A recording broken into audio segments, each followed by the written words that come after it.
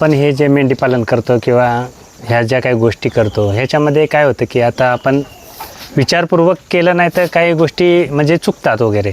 आता ज्या काही ह्या मेंढ्या येतात किंवा ही जी लहान कोकरं येतं आपण काय करतो दरवर्षी तोच तामझाम का ठेवत नाही, तर ह्याचं कारण पण त्या गोष्टी असतात. संध्याकाळचं जर आत्ता म्हटलं आमच्या शेडमध्ये संध्याकाळचं उभं राहायला म्हणजे एवढी मच्छरसारखं आमच्याकडे जे डास असतात बारीक बारीक म्हणजे पाऊस लागण्याच्या अगोदर जे सांगतात ते एवढं चावतायत ना की ह्यांना उभं राहून देत नाही. आता आपण जो मोठा बल होता तो काढला आणि 0 बल लावला आहे अशा कंडिशनमध्ये. फक्त ह्या वर्षी काय झालं की आपला जो काय मुरघास होता तो बनवताच आला नाही आणि बनला पण नाही, त्याच्यामुळे थोडासा परिणाम ह्यांच्यावरती झाला. आणि त्याच्यामध्ये एक फायदा झाला की आपण जो सुका चारा केलेला आहे तो म्हणजे आहेच ओके, त्यांचा काही विषय नाही. पण हे बघू शकता तुम्हाला मी दाखवतो, हिला 3ऱ्या पिल्लातली मादी आहे बघू शकता. आता 3 पिल्लामधली मादी आहे माझी, काय पद्धतीत नाही आता. तर अशा काही गोष्टी होतात. फक्त मुरघासाचं एक कन्सेप्ट पाहिजे, मुरघासाशिवाय होत नाही. भले किती नेपेर असू द्या काही असू द्या, पण मुरघास हा मुरघास आहे. जरी काही केलं आता ह्याच्यामध्ये खूप सारे वेगवेगळे प्रयोग करतात, सगळ्या काय प्रत्येकाचं प्रयोग असतात, काय कोण करत नाही अशातली गोष्टच नाही. पण काय होतं की प्रत्येक भागानुसार हे प्रयोग करावं लागतात. आता आमच्याकडची परिस्थिती तुमच्याकडची परिस्थिती असं वेगवेगळं वातावरण, पण तुम्ही चाऱ्यामध्ये मुरघास हा कंपल्सरी थोडा तरी असावाच. म्हणजे ह्यांचं जे आत्ताचं स्ट्रक्चर पाहतोय आणि माझ्याकडे गेल्या वर्षीच्या ज्या माद्यांचं स्ट्रक्चर होतं त्याचे जे काही व्हिडिओ आहेत आमच्याकडे त्याच्यानुसार मग आम्हाला पण वाटायला लागलं की ह्यांना मुरघास थोडा तरी असावाच. भले काय 10% जरी मुरघास असेल, म्हणजे जो काय आपण 100% चारा टाकणार आहे त्यातला 10% जरी यांना मुरघास असेल तरी हे चांगल्या पद्धतीने होतं. मग तुम्ही कोणताही हिरवा चारा घाला. आता आमच्याकडे आहे नेपियर वगैरे, आम्ही थोडंफार घालतो, ती थोडीफार घालतो आणि हे सर्व कुट्टीच करून घालतो, असं काही वेगळं घालत नाही. पण मेंढी पालनामध्ये जर काय थोडाफार मुरघास आणि जो काही सुका चारा आहे तो जर असेल तर काहीच प्रॉब्लेम येत नाही. म्हणजे खूप साऱ्या अडचणी ह्या सर्व औषधं हे काही होत नाही. आता आमच्यासारख्या डोंगरात काय होत नाही म्हटल्यानंतर तुमच्या भागात तर काय होणारच नाही ह्याचं मी सांगू शकतो.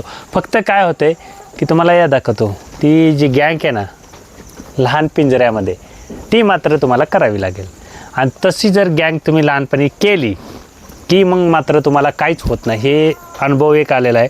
आणि त्या गँगला जेवढं काय तुम्ही कराल किंवा जेवढं काय तुम्ही त्यांना बनवाल म्हणजे 3 महिन्यापर्यंत तुम्ही त्यांना जे काय फोकस कराल म्हणजे त्या लहान कोकरांना त्या फोकसवरती तुमचं बाकीचं पुढची गँग राहते.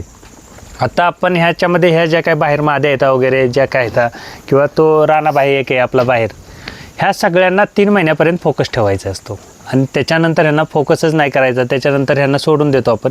पण एक त्याचा फायदा व्हायला लागला की 3 महिन्यापर्यंत जर काय त्यांना खाणं पिणं खुराक बिराक सगळं काही ओके केलं तर मग मात्र ही एकदम त्या पद्धतीतून राहत आहेत, काही विषय येत नाही. आणि दुसरी एक मादी दाखवतो. तुम्ही म्हणाल एकच मादी दाखवली, तर हे पण माझं 3 पिल्लातलं आहे, हे पण आमचं 3 पिल्लातलं आहे आणि अशा पद्धतीतलं आत्ता आहे.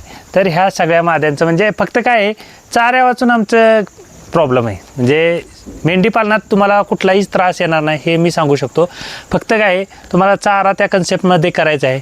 मेथी घास लावा, दशरथ घास लावा, तुम्ही मार्वेल लावा, तुमच्या पद्धतीनं लावा, काही हरकत नसते. फक्त काय आहे की आपल्याला रोज रोज कापाय जायला किंवा रोज रोज जाऊन कापीन हे असली कन्सेप्ट ठेवून तुम्हाला त्रास होईल.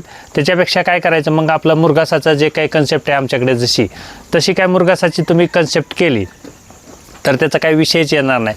आणि मुरघास जर असेल म्हणजे पावसाळ्याचा पिरियड किंवा 12 महिने मुरघास ठेवा, काही हरकत नाही होणार. फक्त काय आहे ह्यांच्या 2च गोष्टी त्रासाच्या येतात. त्या म्हणजे काय आहे तर ही लहान कोकरं आणि ही जे नर आहेत शे, म्हणजे 2च गोष्टी ह्यातल्या ज्या काय अवघड येतात त्या 2च गोष्टी म्हणजे लहान कोकरांचं नियोजन. आता आपलं कसं असतं लहान कोकरांना खुराक नसतं काय नसतं किंवा दुधाचा काय फोकस एवढा ठेवत नसतो, मग त्याच्यामुळे किंवा जरी बाहेरचं एखाद्यानं पाजलं तरी जास्त कमी होतं, मग त्याने जुलाब लागणे वगैरे वगैरे ह्या सर्व काही गोष्टी होतात. पण आमचं कसं असतं इथं चाऱ्यावरती त्यांचा फोकस असतो लहान कोकरांचा, चारा आणि खुराक.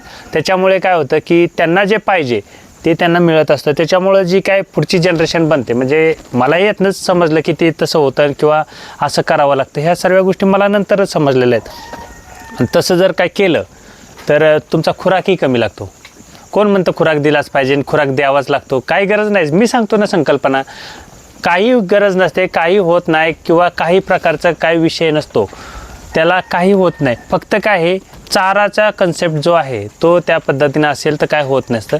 आणि चाऱ्याच्या कन्सेप्टमध्ये म्हणजे कसं आहे की मला तर 100% मी सांगू शकतो, मुरघास हा तुम्ही ठेवलाच पाहिजे, केलाच पाहिजे, त्याला पर्याय नाही. भले तुमच्याकडे रोज हिरवा चारा असतो तो काही विषय नाही, पण मुरघास ही एक आंबवण प्रक्रिया झालेला चारा असतो. हा एक म्हणजे मुरघासाचा एक कन्सेप्ट आहे. आणि बाकी तुम्ही हिरवा चाऱ्याचं काही विचारूच नका, हिरवा चारा काही करा. पण आत्ताचे जे काय ह्या मेंढ्या माझ्या दिसतात आहे आणि मागच्या वर्षीचे जे काय माझ्याकडे व्हिडिओ होते किंवा त्या व्हिडिओतनी मी मेंढ्या पाहत होतो, त्या मेंढ्यातनी ह्या मेंढ्यातनी थोडासा म्हणजे खूप सारा फरक आहे. आणि त्याचं कारण म्हणजे ह्यावेळी मुरघास नाही. सुका चारा गेल्या वर्षी होता, ह्याही वर्षी आहे, फक्त ह्या वर्षी मुरघास नाही माझ्याकडे. आणि हे जर दोन्ही कॉम्बो असेल तर मात्र हे एकदम कॉम्बो राहतं.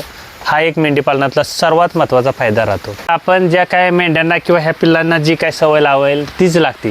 आता तुम्हाला मी सांगतो, माझ्याकडे ती 4 जण आहेत ना, चारा घालायला आलं की ते काय करतात, त्या पिंजऱ्याच्या भोवती गोल गोल फिरत असतात. म्हणजे आम्हाला पिंजऱ्यात टाक, या अशा त्यांची गोष्ट आहे.